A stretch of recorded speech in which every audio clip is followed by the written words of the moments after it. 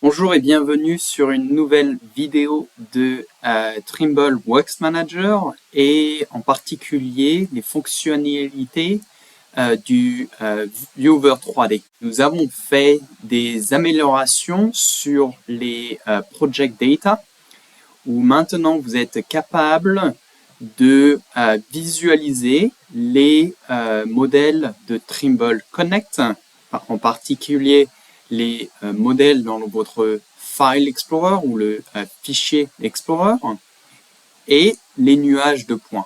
Donc ce qu'on voit ici, c'est un nuage de points. Tout simplement pour importer des nuages de points, vous allez utiliser Trimble Connect et la réalité capture. Donc ce que je vais faire, je vais aller dans mon projet Trimble Connect. Pour activer la réalité capture, vous pouvez aller sur les extensions et activer la réalité capture. De base, quand vous avez une licence Connect ou vous avez Works Manager Pro, vous aurez 10 gigas de stockage et vous êtes capable de acheter ou obtenir plus de stockage pour vos projets. Donc tout simplement, une fois que vous avez activé, vous êtes capable de voir la consommation, quel projet utilise votre espace de stockage. Et ensuite, quand vous allez dans la réalité capture, vous avez la possibilité d'importer des nuages de points. Donc ce que je vais faire, je vais récupérer un nuage de points. Donc par exemple, j'ai fait de la photogrammétrie avec un drone et je veux importer le nuage de points. Si vous importez plusieurs nuages de points en même temps, vous avez la possibilité de les combiner en un seul fichier. Donc ça, c'est ce qui vous permet de les combiner. Et vous avez aussi la possibilité de les classifier. Donc nous avons deux modes naturels de classification. L'un qui est le terrestrial. Donc par exemple, si vous avez utilisé Sight Vision ou vous utilisez un SX, vous serez capable de classifier avec cette catégorie.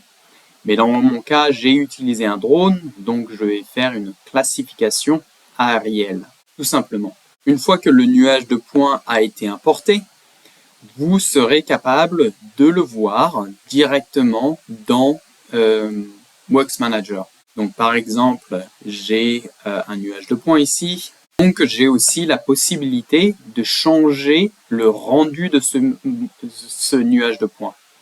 Donc par exemple, je vais dans les options et il va ouvrir un panneau à droite qui vous permet de changer le rendu de votre nuage de points.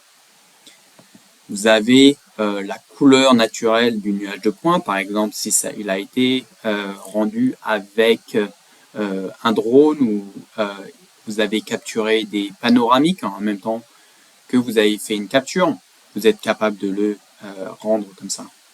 Vous avez aussi par exemple la possibilité de le rendre par les classifications.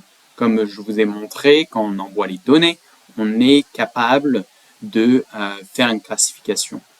Ce nuage de points n'a pas énormément de classes, donc on a juste par exemple les bâtiments, les véhicules et un petit peu de végétation. Donc pas rien de très intéressant, mais vous êtes capable de changer le rendu. L'autre rendu est sur l'élévation. Donc par exemple, vous voulez voir comment votre nuage de points change en élévation à travers votre chantier. Et vous avez aussi la possibilité de faire une clearance. Donc ça va être une comparaison de votre nuage de points avec un modèle.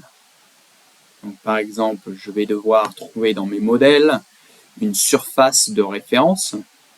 Donc je vais aller dans mes dossiers